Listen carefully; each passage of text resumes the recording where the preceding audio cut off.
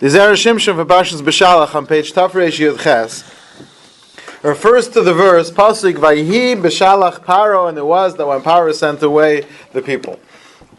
Now, I just want to warn everyone, what you're about to see has not been performed ever before. This is a chiddush, a beautiful teaching from the Zera Shimshon, which includes in it just explanations that are so creative and original, here being the emphasis.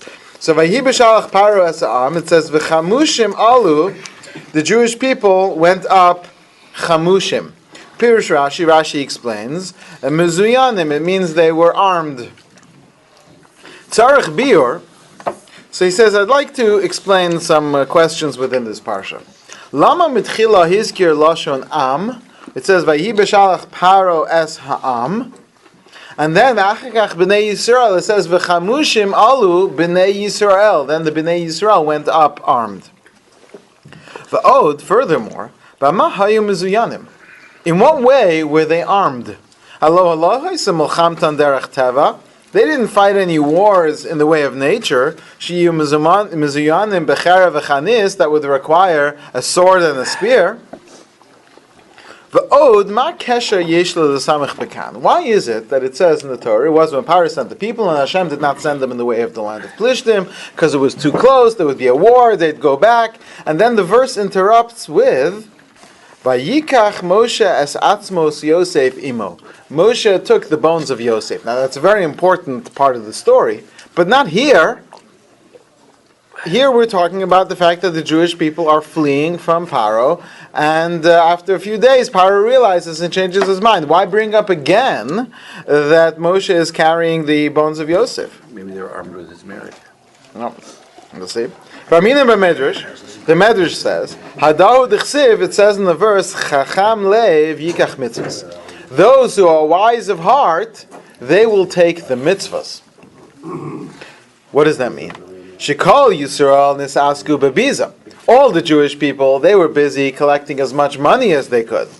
Moshe haya asuk ba'atzmos Yosef, but Moshe was busy with the bones of Yosef. So that shows that Moshe is exceptionally wise of heart. So he says, how do you get that from this? Why are the Jewish people collecting all this money? They were told to. They were told to. It should have said earlier that Hashem gave the favor in the eyes of the people and in the eyes of the Egyptians, and they lent them all these things. Also, what is a wise of heart? How is Moshe somehow a greater intellectual? How is he done an act of brilliance? He's more righteous because he's not looking at all the money, and instead he's focused on the great mitzvah. How does that make him chacham leid? Furthermore, why is it called a mitzvah in the plural? Why do we need the verse of chacham lev yikach mitzvahs? And furthermore, I'd like to give a reason to the following question, which you may or may not have asked before, but you've never heard an answer like this. Lama Yosef ishbiyam b'lashon kaful pakod yifkod. Why was the key word a double language of pakod and yifkod? Okay, so here comes the answer. We discussed in the earlier parshios, and we looked at that in previous weeks. Yisrael hayalahem lehishtabed taf lamed shana. The Jewish people were supposed to be slaves for a total of 430 years. Now, 430 is a little overdoing it a bit, because it's really 400, which was told to Avraham. But it means 430 years from when Avraham was told, because Avraham was told 30 years before the birth of Yitzchak. So the full 430 years, the Jewish people were supposed to be in a strange land. And after that, Lizkos l'chush gadol, then they were supposed to leave. They were supposed to leave with a lot of money. Avalim lo yeshlimu aminyan. But if the Jewish people don't do their part, which is to be enslaved for the full 400 years, ein lehem tainas zechus b'rechush gadol. They have no right to demand this great wealth. Okay. Again, the next line is incredible. He almost says it as an aside. We know that only 1/5 of the Jewish people left. The 4/5 died. Why? Why did Hashem allow 4/5 of the Jewish people to die? Isn't that the greatest tragedy the Jewish people have ever had? We at the Holocaust were barely approaching 50%, and we consider that to be the greatest tragedy in the history of the Jewish people. You have 80% here. What's going on? Why is that not? There's no time when we have a special Yom HaChoshech or something to commemorate the loss of these people. So listen to this. What? But they didn't want to leave. I know, but still, these are our brothers. It would have caused like war between the Jews. It would have been a civil like the war. Arab No, I get it. They had to go, but couldn't Hashem have arranged it in another way that it should be that these people should somehow be inspired? Listen to this. This is incredible from the Zera Shimshon. You want to know why the Jewish people got all this money, even though they didn't really deserve it, because they didn't stay? Hashem fast forwarded the time. The Jews were only in Egypt for 210. They were only enslaved for 80 plus years of it. Heavy labor. Kasu amafarshim, so all the commentaries say, Fisharibu ibanim hishlam aminyan. It's because all these extra people completed the numbers. Sharei echad michamisha yatsu, because only 1 of 5 left.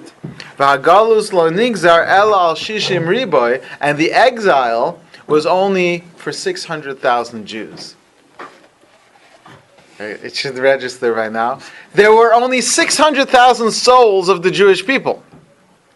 Hashem brought 5 times as many of those people as workers. They weren't meant to come out. They were never meant to be part of the Jewish people.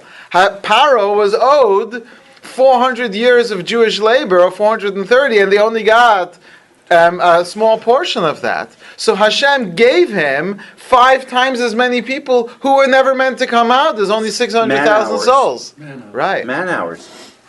These people were man. What an incredibly creative shot by the Zera Shimshon. So then why was the Arab It's like 400 years of man hours. They weren't supposed to come out. They weren't supposed to come out. There's not time for that. Moshe took them out, and look how much trouble it caused. But that wasn't part of the Jewish people. The Jewish people was 600,000 souls, meaning 600,000 men, each soul including their family. All these other people were inserted into the story in order to create man hours, to speed up the process. This is like the lawyer's system of billing hours, right? It's That's why we got bill them. right. You can bill 5 hours at the same time by giving 10 minutes of an hour to each one. But here it's real because he's actually getting 5 times as much labor. Does Ephraim, who left early, does he count at Cheshbon and then this, or it's not even addressed in this? Now he doesn't say that. That's very nebulous. Like, were these forfeits, were they Jewish? Were they not? They were regular Jews, but they were here to fulfill a purpose. And when they finished their purpose, which is to make up the man hours, that was their purpose in the world, and they died. Thank you for your service. They almost were not. What was the differentiation between the 1/5 and the 4/5? Were they better people, worse people? Well, the 1/5 were the ones who wanted to go. Huh? The 1/5 were the ones who wanted to go. In other words, every individual person had the choice to be one of the 600,000. So no one was being brought. No one was a waste of a person. But now he doesn't say this here. He says it elsewhere. That how many years did the Jewish people actually work hard? 80. Not 80 exactly. 86. 86.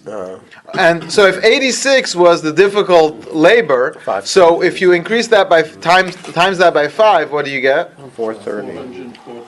So you're actually getting a full 430 years of man hours by having all these extra people. That's the Zera Shimshon. Incredible. So had the Jews not have needed this, if they could have done on their own all 430,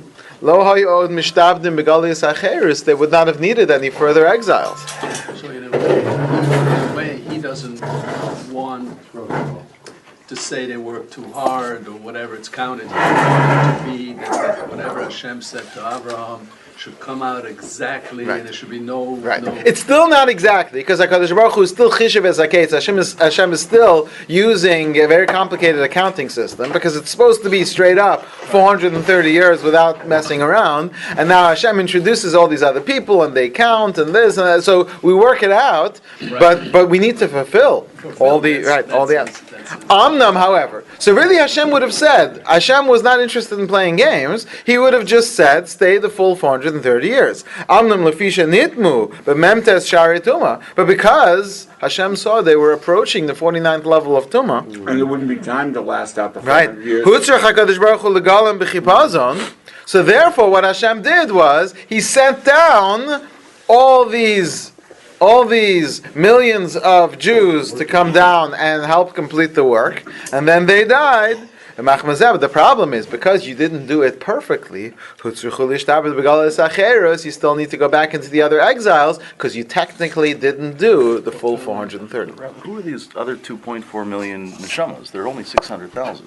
Well, they would be parts of those same neshamas. That's why they don't leave, because they really are leaving. They're just down using up the same way that we have more than 600,000 Jews today, even more than 600,000 families, because the souls break into parts. I didn't think that started until But this idea, I saw this. Nobody says this. Nobody says that the reason why the 4/5 died was because they were only here to fill time. Incredible. Okay. Ume'atos now. Yisrael nishtabdu begalius acheres. The Jewish people are going into the other exiles as if we didn't complete the full 430 years. But yet we leave with all this money. That seems like a contradiction. Which one is it? So that's what's going on in Paro's head.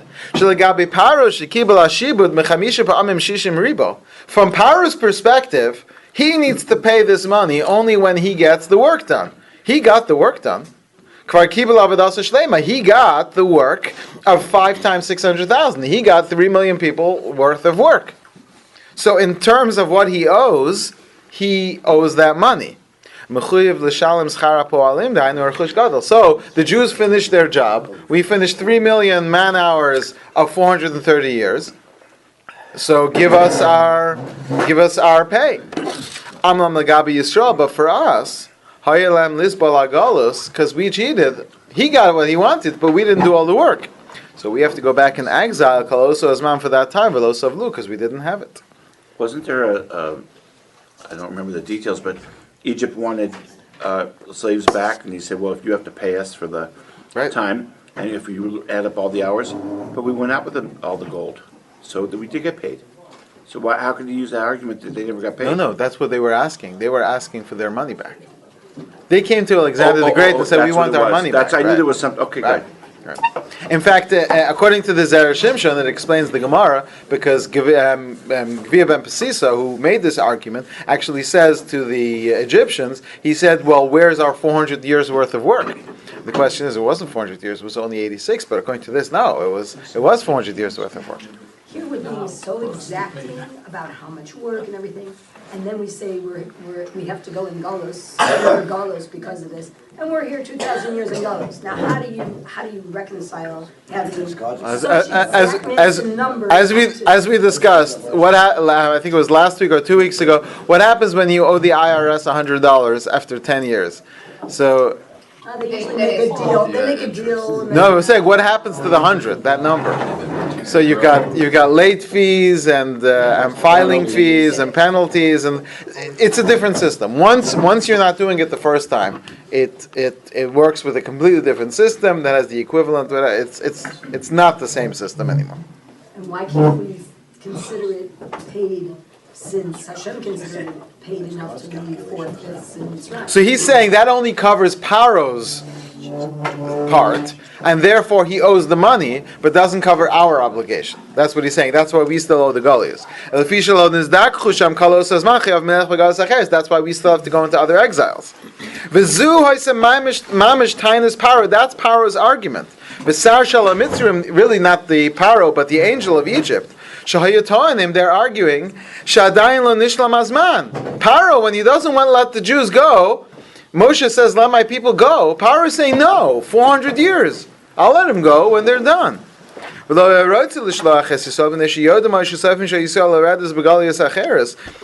well, if you're going into other exiles, then that means that you left early.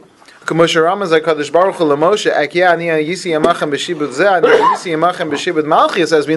Hashem says, when Moshe asks, what shall I say your name is? He says, I will be who I shall be, meaning I was with you in this exile and I'll be with you in the other exiles. And Moshe says, can we not bring up any other exiles? Meaning that they're leaving early. Now what about the extra Jews? So Paro doesn't want to count that. Because this is incredible shot from the Zera Shimshon. Paro argues, I was not owed 600,000 people worth of labor. I was owed Jewish people worth of labor. So therefore, all the Jewish people together should only count as 86 years or 210 because there isn't an official number. Promise wasn't made to him. Right. No, it was made to whoever it was. No, it was to made Avraham. to Avraham. Right. So but Hashem says to Avraham, all your descendants. Right, so he has a good argument because he says the promise was made to me. I got the Jewish people. To Avraham, it was 400 years, well, whatever. But to me, I was owed the whole Jewish people. Right. So he's saying, right. He's saying it's all the Jewish people. He's like, where do you get the 600,000 from? Now, the 600,000 souls. So if you're looking at it in terms of bodies, if the Jewish bodies would be enslaved, then all the Jewish people are just it's just all the Jewish people. But if it's souls, then it's 600,000 souls, and then getting 3 million souls would increase the labor. So Egyptians go by body; they don't go by souls. Right, So that's what Paro is preserve their arguing. bodies when they- Right. So the whole people. So is the way to fulfill the pledge to go back to Egypt and to serve the rest of the time? No, that wouldn't help. We can't go back to Egypt. There's nothing more to do. We are living out our exile, and there's a really simple way out. It's called teshuvah, and if we all just do it for one moment, that'll be it. But why is it? That's it. So much longer than the difference. He said once you don't do it the first time, the next time is a much more complicated process. Everything. When we return to Hashem, Hashem will bring us back. But it's sort of like each galus It has gets- its own, right. but it has a little bit of the original, like Chet Ha'egel. Right. Even things happen in the future, a little Right, bit of right. that But, is brought. and it's good to point that out. Each of these exiles has its own challenges. And the truth is, I should stress this because this is really a much better answer to the question, which is that we're not supposed to be in exile for 2,000 years. We're supposed to be in exile for a few hundred years. That was the plan. Except by the end of Egypt, we were in the rush. Hashem took us out. At the end of Babylon, we did teshuvah. At the end of Persia, that's the Purim story, we did teshuvah. At the end of the Greeks, that's the Hanukkah story, we did teshuvah. We just need to do the same thing now. So we're waiting for something, Hashem is waiting for something, and we got to come. Okay, so listen to the way he reads the psukim. Who did Paro send out? Es ha'am. He sent out the people, the whole nation. He's not looking at the Jewish people, the Mashma Shishim Ribo, which is 600,000. He's saying these guys. Right. So it's all one. Now, why does Yisrael represent 600,000? Because what's the word Yisrael is Yesh Shishim Ribo Osios LaTorah. The word Yisrael is there are 600,000 letters in the Torah, meaning 600,000 letters of the Torah, or parts of letters, representing 600. So the name Yisrael represents this 600,000 aspect. So Paro doesn't send out Bnei Yisrael, he sends out Ha'am. And that's why his name was changed at that moment, because from that moment he was going to be the when he argued with the angel and he Right. said you're going to be Israel, because at this point now you're going to start the 600,000. Because you're starting with 70 There you souls, go. and you're going to be 600. Very Wow, good. that's cool. Keneged Bnei Yisrael, ki yesh yam chelik b'Torah. Each one has a portion of the Torah. V'amina b'medrash, the medrash says, Vayihi is Vayihi, meaning woe. Mitzavachvai, who was saying woe? Paro. Paro was upset that he had to send the people. He says it's just the people. They owe me 430 years. They're not supposed to leave early. Now, because he's arguing that the exile was not complete, there was a certain element of truth in that, because we did have to go back to the other exiles. There is a version or perspective that the Jewish people are all one people. So therefore, lo nacham derech eretz Plishtim, Hashem does not lead them the way of the Philistines. Pen yinachem who? Pen yinachem ha'am b'rosa milchama, meaning maybe the Jewish people will see themselves as am. And then they'll say, we didn't complete. They'll be afraid of other exiles, because they will see themselves as an am. But they'll say to Moshe, send us back to Egypt. Let's just go back and finish it. Does that explain why they would be complaining in the Midbar also? Exactly. They're complaining for a good reason. Right? They're saying all this trouble is all because we left early. Right? So could you do the Yisrael Rosh Davis again? Yesh shishim ribo osios laTorah. He spells that out. Right. So he says, and then here's where we get to what everyone was bringing up. Because in the other exiles, it's going to be a lot longer. 70 in Babylon, 52 in Persia, 180 in Greece. We weren't in Greece, but under the Greeks, and then we're approaching 2,000 years here. But that's why Hashem takes the Am in the way of the Midbar, to deal with their perspective of Am. He has to take them this roundabout way. So then Hashem corrects the Jewish people, says, you're wrong. It's not really true. That the Jewish people are going up armed. What's the arm that they have? The fact that they were a powerful and mighty nation. As we say in the Haggadah, they became there a great nation. We became exceptional as a people. The armed aspect of the Jewish people was the fact that we came up with 600,000 souls. That's what Rashi says. It means 1/5 left. That's what it means. And the fact is that had we not done the Egel, that would have worked for us. We would have been B'nai Yisrael always, and being B'nai Yisrael would have meant that we only needed 600,000 people to work, and from the perspective of B'nai Yisrael, the fact that we had 3 million covers our debt. And we would not have to go back into Egel. But once they sinned, then they made the Egel. Now there was a prosecution against them. That they didn't finish the years. Why? Brilliant. Because they didn't behave like B'nai Yisrael. B'nai Yisrael don't worship idols. So as long as they continued the name B'nai Yisrael, and they didn't go to these extreme sins, B'nai Yisrael is 600,000. Yesh shishim riba osiyas Torah. 600,000 means 3 million workers complete the process. As soon as they sin with the Egel, they're no longer B'nai Yisrael. Now they're just Am. In fact, if you look by the Egel, it actually uses the word Am there. Yeah. At that point, they're just Am. If they're Am, then they're all one people, and the 3 million only count for the 86 years they worked. That's why the Egel costs them. We're going to skip a little bit here because we want to get to. You see on the next page, V'im Kain Moshe Rabbeinu Tafresh Chaf. So he says, "In Kain Moshe Rabbeinu Olav Hashem Pshita Shalakach Gam Hu Me'arachush." It's very clear, without a doubt. Moshe also borrowed some gold and silver from his neighbors. It was a mitzvah. Avagam Lakach Has Atzmos Yosef, but he takes the bones of Yosef. Why? The Fishihiraya Yoser Muchrachas Shenishlam Agalus, because Yosef is the greatest proof that the Jewish people did fulfill their purpose. Shara Yosef Ishbia Ezbanav Belashon Kafel Pakod Yifkod. Yosef uses this double language, Pakod Yifkod. You know why? V'lomakach. Say this over at your Seder. Because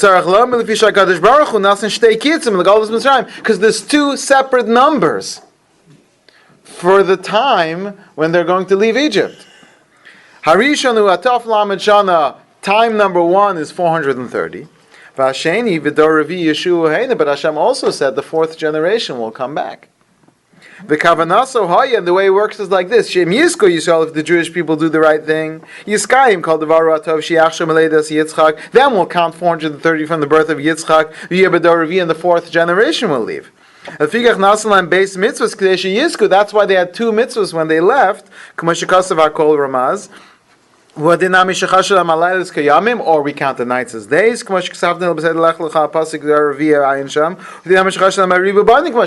we count the extra people, which allows them to leave early. That's why Yosef uses a double language. Bekefel shall pakod yifkod.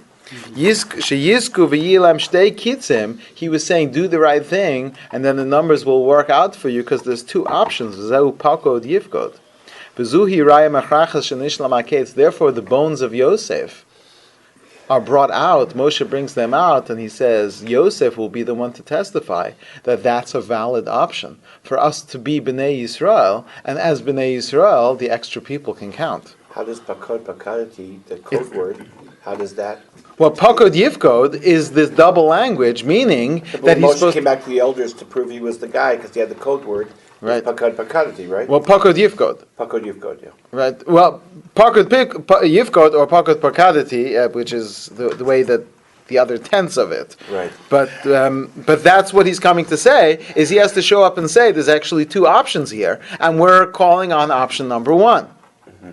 So in a way, we could say that even in the current Golos, there's 2 options. One that was Zocha. Right. I mean, we're told Be'ita Achishena. And that, if not, then right, there's option B. Right. Absolutely. So now this is just an amazing way to read the verses.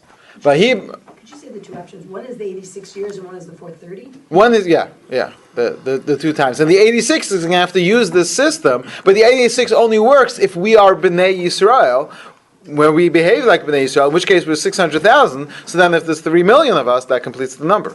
Yeah, but you just said that we lost it with the Egel, so how can we choose that one? Well, and Moshe is coming out, at that point we didn't know we were going to ruin it with the Egel. So right now Moshe is coming out with the bones of Yosef, as if to say, we are Bnei Yisrael, and as Bnei Yisrael, 86 is enough, because we have the 3 million to do it, and that's why we're going out. But Vayhi Beshalach Paro es ha'am, Paro didn't see it that way, because he sent out the people.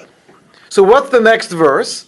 Next verse says, Moshe took the bones of Yosef. And we said, how is that connected to anything? The answer is because the bones of Yosef is the response to Paro's claim of Ha'am. So, that's why this is the next verse. It's all one story, which is a debate between Moshe and God versus Paro about whether the time is over. So if they didn't finish the number, they couldn't be redeemed. That's what Yosef hinted to. They could leave early. Because if they do the right thing, and they're Bnei Yisrael, through the mitzvahs which Hashem gave them, therefore that's the completion of that number. Amazing. He goes on, but I want to do one other piece. But just amazing how it all ties together with this one underlying theme based on this creation of an idea, this novel idea that the Zera Shimshon brings into the world, which is his suggestion that the 4/5 were, what's the right word? These extras and these clones brought into the world to complete, because Bnei Yisrael only are 600,000, and that's all that they owe. All right, let's go towards the end of the parsha.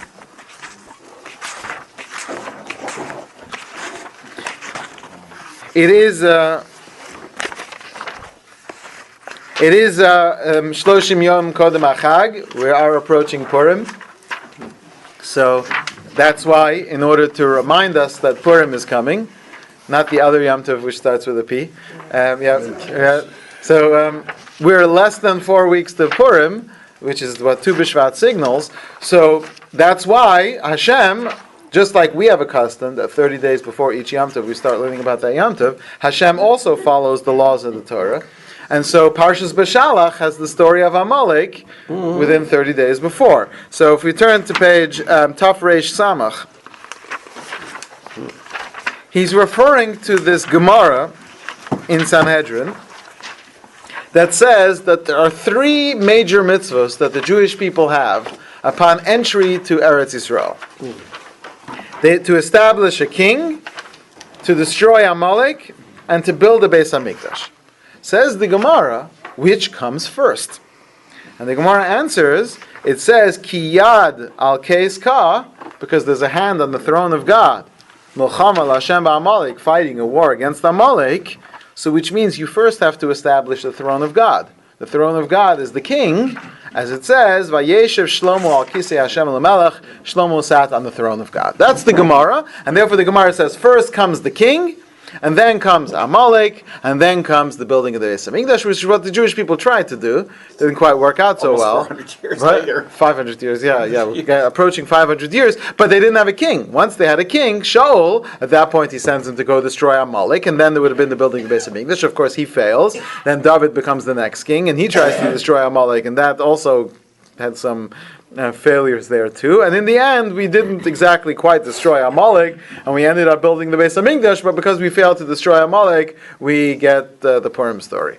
Okay, so if you look at page Tav Reish Samach in the left column, El Adayin Yesh Ladaktek, so he says, Lama be'elu ha-mitzvahs nafla safek ezem kodemes. Why is it specifically of all mitzvahs, we have this group of 3 mitzvahs, and here for some reason, we don't have a tradition as to their order. We're stuck, and we find a hint within the verse.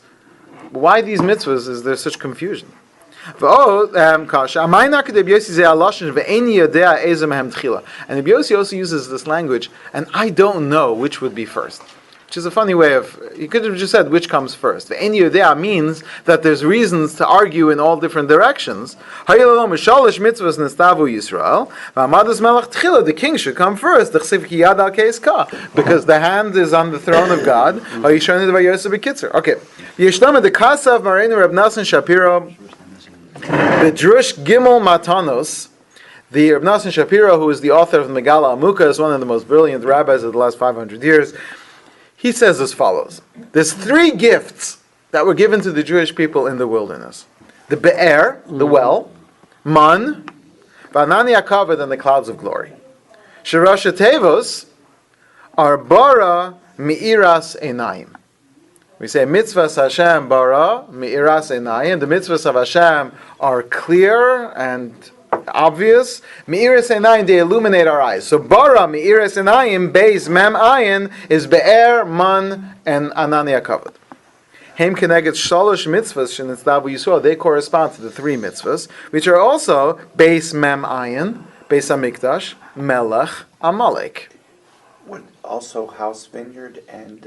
yeah, that goes together. House, vineyard, and... Well, it's a little different, but they can be tied in. Yeah, because bait and yain and... Oh, yeah, it's a little harder, but... it's harder. Yeah. V'hen keneged shalosh matanos shal Yisrael b'mitzvahs. This is brilliant. And these correspond to the 3 gifts, shehem be'er, man, anani hakavod. So he explains like this. Beis HaMikdash, romez lebe'er. The Beis HaMikdash is the wellspring. Shabab is Chus Miriam, which comes in the merit of Miriam. Now, who connects the Beis HaMikdash to Miriam is very interesting. But we do know the Beis HaMikdash corresponds to wells all over the Torah. They remember Yitzchak's wells. The first one they fought over, the second one they fought over, but the third they didn't, says the Ramban. That's the first and second temple, and the third temple will last. The temple is the Be'er, it's the spiritual wellspring of the world. They have the festival with the water for Sukkot. Very nice. He didn't say that, but you should write that into your volume. Yeah. Ricky is suggesting that's why the biggest deal in the Beis HaMikdash was the drawing of the water. Very nice. Very good. The Medrash also says by Yaakov that he uncovered the well, and that was related to the Beis HaMikdash. So the well, the Jewish people are coming out, that's and they get this water, that's Miriam, that corresponds to the Beis HaMikdash and the mitzvah to build the Beis HaMikdash. Melech, neged Moshe, that's easy. The king corresponds to Moshe. Shaya Melech, who was the king, the leader. Ubischuso haya aman, that's why the man comes in his merit. And ala Melech mutal pakeach ala parnasa tzrich alama, because it's the king's job to provide for the economy of his people. Right? America first. Or Eretz Yisrael first. Right? That's the job of the king. Kedarminim beperakam the brachas. Shaya omrim leDavid, they said to David, Amcha Yisrael tzrichim parnasa. They came to David and they said the Jewish people need parnasa because the job of the king is to provide for the people. Again, I'm not promoting anyone's specific agenda, but certainly it's the job of the leader to make sure that his people are fed. That's the job. That's the true job of the king. The true job of the king is not to fight wars or to indulge or to live in palaces. The king is a servant of the people. It's interesting. Netanyahu and Trump are meeting this week. So yeah. Okay. But it's a responsibility. Leadership. It's not a privilege, and that's what Moshe is teaching us. The king is Keneged Moshe, and that's why the man comes. The Amalek represents the Anani Akavud, the protection of the Jewish people. It says, Vayiru kala eda ki gava Aaron. And what happened when Aaron died? And the cloud left. The cloud left, and Amalek came to attack us. And what happened when the Mitzrayim were shooting arrows at us all night? Well, right, but that's before Amalek. But it's even the story of Amalek. Yeah, but the Amalekites, it says they caught all those people who were outside. Mazane v'acharecha, right? All those people who were outside the cloud of the Ananiya clouds of glory. So you see that so the reason they start with the same letter, Be'er Beis Hamikdash, Man Melech, and Anani Akavod and Amalek, they start with the same letter because they correspond. Now, what happens is that Miriam dies, and then Aaron dies. But when Miriam dies, it says the well came back in the merit of Aaron. But then when Aaron died, the well came back in the merit of both Aaron and Moshe. But then when Aaron died, we lost again the well and the clouds, and they all came back in the merit of Moshe. So where do we see that Moshe has the merit of all three? So he says, all three gifts, Chazur came back, Kulam b'schus Moshe levado, Shahaya, what's his name? Moshe ben Amram, Mem Beis Ayin, Melech Beis Hamikdash, Amalek, and Man Be'er Anani Akavod. That's his name, Moshe ben Amram, Mem Beis Ayin. Yisrael Kaimu Shlashtan, and the Jewish people are meant to fulfill all three mitzvahs. We did a great job in terms of building a Beis Hamikdash. We did a great job in terms of establishing a king, even though at the beginning we kind of came in for the wrong reasons. But we messed up with Amalek. So we lost all three. One of the names of Mashiach is Menachem ben Amiel. That's from the Zohar. Menachem ben Amiel is also Mem Beis Ayin Ad Kan Lashon B'Kitzur. So that's from the Megala Amukas. And now, so because we know that these three mitzvahs correspond with these three gifts, what order did these three gifts come in? As they didn't come at once. They came at different times based on the different shepherds. So what we need to do is, if we want to know the order of these three mitzvahs of Beis Hamikdash, king, and destroying Amalek, we really need to figure out in which order did these gifts come to the Jewish people. Now, in truth, the war with Amalek, that should have come first, because which of these gifts came to the Jewish people first? The Anani Akavod, because the clouds of glory came first. But the Anani Akavod left. What never left us? Moshe and his man. So maybe the man was there the longest, in which case the first mitzvah would be to establish a king. And that's the truth. Because if at the end of the 40 years, which came first, meaning which had been there the longest? The man, because the man never stopped. because Moshe was the last one to die. So therefore, the man, the king, comes first, followed by the other two. Lirmas calls Rabbi Yossi. Rabbi Yossi says, I would not know which of these comes first, because there's a perspective to suggest that it depends on which angle you're looking at. And therefore, however, in the end, we're hoping to bring back all three, the mem, the base, and the ayin, the man, the be'er, and the anania kavod, through the fulfillment of the mitzvahs of the Beis Hamikdash, the melech, and the destruction of Amalek. Melech, the order. Yom Kippur, we destroy Amalek. No starting on Yom Kippur. And the Beis Hamikdash is Sukkot. Well, very good. So here you have another three together. Very good. What happens to the idea that Melech was